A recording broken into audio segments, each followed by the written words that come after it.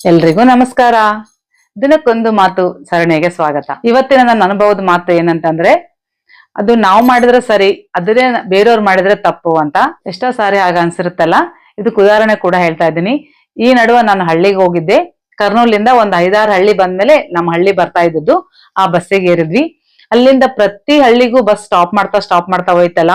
ಒಂದೊಂದು ಹಳ್ಳಿಯಲ್ಲಿ 4-5 ಸರಿ ಸ್ಟಾಪ್ ಆಗೋದು. ಯಾಕಂದ್ರೆ ಯಾರು ಎಲ್ಲಿ ಹತ್ತಾರಲ್ಲ ಅಲ್ಲಿ ಅವ್ರಿಗೆ ಕೈ ಹತ್ತೋರು, ಕೈ ಸ್ಟಾಪ್ ಮಾಡಿದ ತಕ್ಷಣ ಬಸ್ ನಿಲ್ಲೋದು, ಅವ್ರು ಹತ್ತೋರು. ಎಲ್ಲೆಲ್ಲಿ ಜನ ಹತ್ತಾರಲ್ಲ ಅಲ್ಲಲ್ಲಿ ಸ್ಟಾಪ್ ಮಾಡೋದು, ಅವ್ರು ನಿಲ್ಸ್ಕೊಂಡು ಹೋಗೋದು. ಹೀಗೆ 2 ಹಳ್ಳಿ ಏರಿದ್ರು.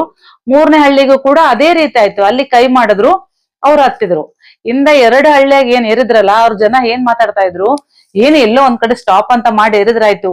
ಅವ್ರು ಎಲ್ಲಿ ಏರ್ಬೇಕಂದ್ರೆ ಅಲ್ಲಿ 5 ನಿಮಿಷ ಲೇಟೇ ಆಗುತ್ತಾ ಬಸ್ಸು, ಅಲ್ಲಿ ಏರ್ಕೆಂತ ಹೋದಂಗಲ್ಲಿ ಯಾವಾಗ ಮುಟ್ಟಬೇಕು, ಮುಂದೆ ಹೋಗಿ ದೂರ ಆಗುತ್ತೆ ಅಂತ ಹಿಂದ ಏರಿದವ್ರಲ್ಲ ಹಳ್ಳಿಯವರು, ಅವ್ರು ಮಾತಾಡ್ತಾ ಇದ್ರು. ನಾನ್ ಕೇಳಿಸ್ಕೋತ ಹಾಗೆ ಕುಂತಿದ್ದೆ. 3ನೇ ಹಳ್ಳಿ ಮುಗಿತಾ ಮತ್ 4ನೇ ಹಳ್ಳಿ ಬಂತು.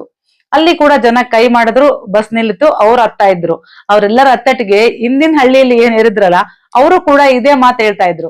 ಪ್ರತಿಯೊಂದಲ್ಲಿ ಸ್ಟಾಪ್ ಮಾಡಿ ಜನ ಹತ್ತ ಹೋದ್ರೆ ಮುಂದೆ ಹೋಗೋದಕ್ಕೆ ಲೇಟ್ ಆಗುತ್ತಲ್ಲ ಅಂತ ಹಿಂದ ಹತ್ತಿದವರು ಕೂಡ ಅದೇ ಮಾತಾಡ್ತಾ ಹೋದ್ರು. ನಾನು ಎಲ್ರಿಗೂ ಕೇಳ್ತಾ ಇದ್ದೆ, ನಿಜ ಅಲ್ಲ ಫ್ರೆಂಡ್ಸ್, ಅಲ್ಲಿ ಅವರು ಸ್ಟಾಪ್ ಮಾಡಿ ಬಸ್ ಹತ್ತಿದಾಗ ಅದು ತಪ್ಪು ಅನಿಸ್ಲಿಲ್ಲ ಅವ್ರಿಗೆ.